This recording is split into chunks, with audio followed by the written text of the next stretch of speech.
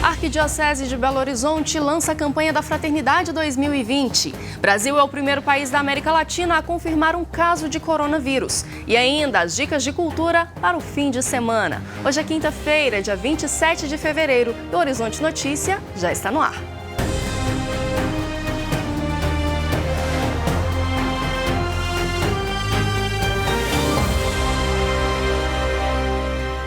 Olá! O arcebispo metropolitano Dom Valmor celebrou a tradicional Missa de Quarta-feiras de Cinzas na Catedral Cristo Rei, que está em construção aqui em BH.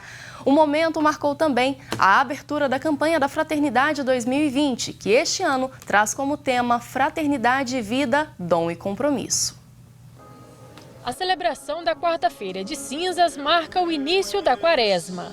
Durante esse período, os fiéis vivem a penitência, intensificam os momentos dedicados à oração e buscam a conversão. Para mim é o período mais importante que existe durante o ano, né?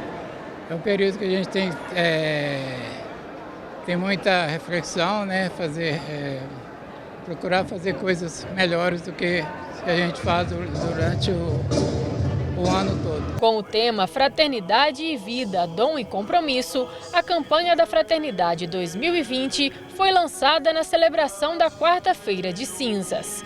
Este ano, a campanha busca incentivar cada pessoa a cultivar o entendimento de que todos devem cuidar uns dos outros. Quando nós lançamos, lamentavelmente, o olhar sobre os cenários da nossa sociedade brasileira e também mundial, muito nos preocupamos e nos sentimos feridos, porque a vida está sendo desrespeitada na dignidade humana, no meio ambiente, no modo como governos têm procedido e na falta de clareza a respeito de que a vida é dom e compromisso. Durante a celebração na Catedral Cristo Rei em construção, o arcebispo metropolitano de Belo Horizonte, Dom Valmor Oliveira de Azevedo, falou sobre o combate à disseminação do coronavírus, uma ameaça à saúde, principalmente dos idosos e enfermos. Quando nós pensamos agora especificamente num contexto de muitos adoecimentos e de muitos problemas,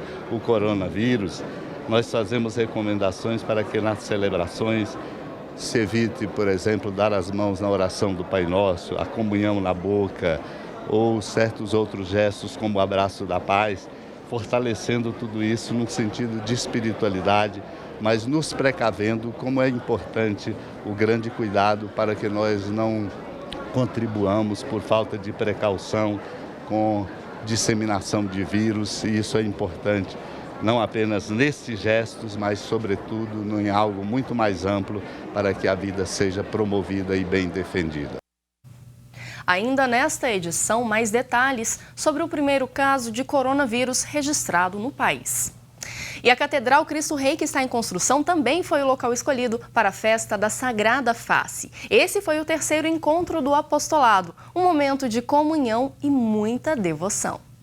Com o tema Contemplai a vossa face e alegrai-vos, devotos da Sagrada Face fizeram uma pausa no feriado de Carnaval para a oração e a reflexão.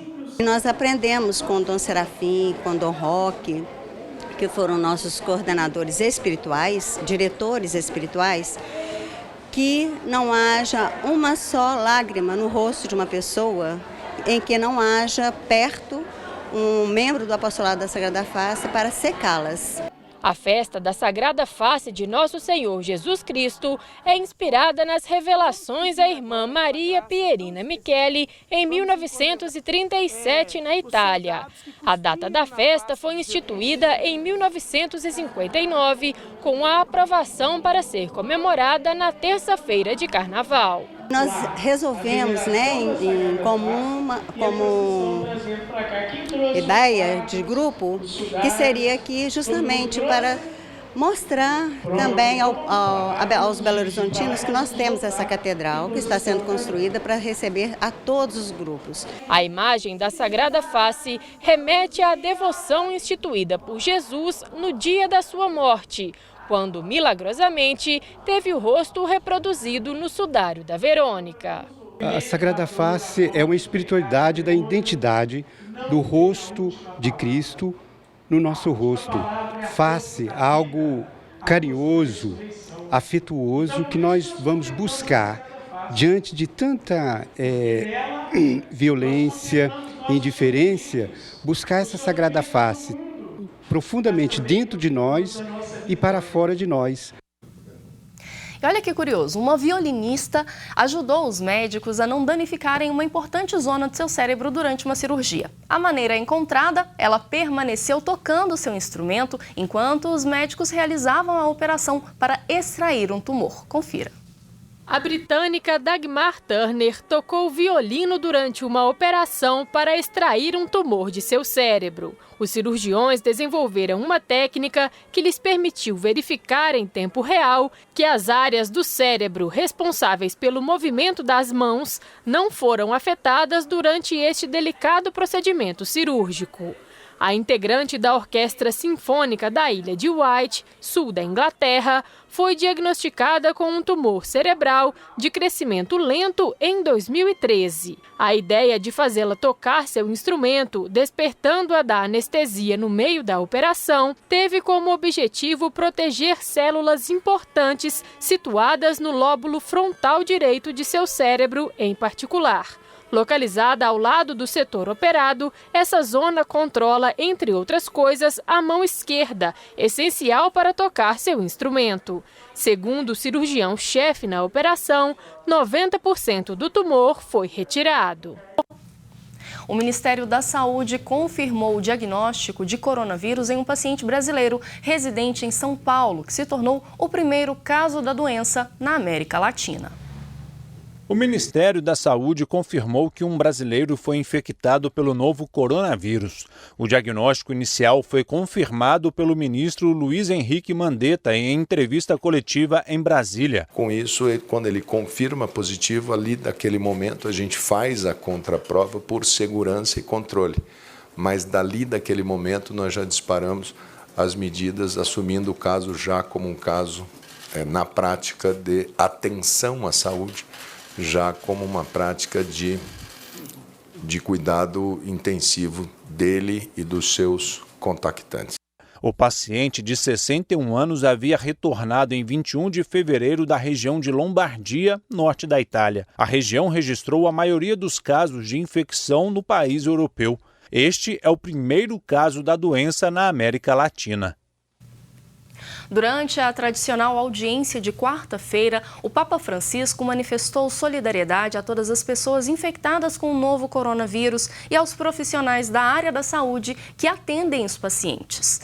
A organização do Seminário Economia de Francisco, previsto para acontecer em março, na cidade de Assis, monitora os acontecimentos e aguarda as decisões das autoridades públicas para confirmar ou não a realização do evento. Isso porque a Itália é o país mais atingido pelo novo coronavírus na Europa, com 374 casos de pessoas infectadas e 12 mortes. E chegou a hora de conferir as atrações do fim de semana na nossa agenda cultural. A Orquestra Mineira de Rock apresenta o espetáculo temático Beatles no KM de Vantagens Hall esta quinta-feira. No palco, os 13 artistas mostram novas roupagens e arranjos especialmente criados para a obra da banda inglesa. Os ingressos podem ser adquiridos a partir de R$ 30 pelo site ticketsforfun.com.br. O 9º Festival do Japão em Minas acontece este fim de semana no Expo Minas. Nesta edição, o festival aborda os tradicionais leques que têm permeado a cultura japonesa ao longo da história. Na ocasião, será comemorada a Data Nacional do Japão. Os ingressos custam a partir de R$ 10 por dia. A criançada pode assistir ao espetáculo Rainha da Neve no Centro Cultural Minas Tênis Clube neste domingo às 16h. A peça é inspirada na história de Frozen, sucesso de animação da Disney. Os ingressos estão sendo vendidos a partir de R$ 25 na bilheteria do teatro.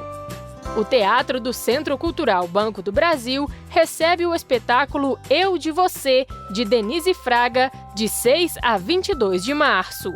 A peça solo da atriz apresenta texto inédito e parte de uma delicada seleção de histórias reais, rompendo as fronteiras entre palco e plateia, fato e ficção. Os ingressos começam a ser vendidos hoje pelo site eventim.com.br ou na bilheteria do CCBB e custam a partir de R$15. 2 filhotes de panda nascidos no zoológico de Berlim no ano passado encantaram a mídia local um dia antes de sua estreia na frente do público em geral. Esses pandinhas gêmeos têm 5 meses de idade e já estão prontos para conhecer o público. Os filhotes, nascidos no zoológico de Berlim no ano passado, foram apresentados à imprensa na última semana.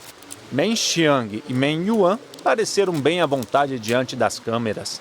Eles se divertiram ao escalar pedras e galhos.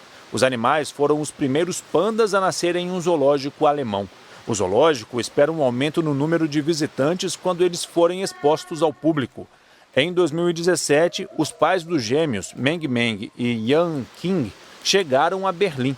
Famosa por sua diplomacia panda, a China enviou seu tesouro nacional para apenas uma dúzia de países como símbolo de relações estreitas. O zoológico de Berlim paga $15 milhões por um contrato de 15 anos para hospedar os 2 pandas adultos. A maior parte do dinheiro é destinada a um programa de pesquisa de conservação na China. Já os filhotes devem ser devolvidos ao país asiático 4 anos depois de serem desmamados. Muito bonitinhos, né? O Horizonte Notícia fica por aqui. Para rever esta e outras edições, acesse nosso site tvhorizonte.com.br. A gente volta amanhã, 8h45 da manhã, ao vivo. E é claro que eu te espero. Até lá!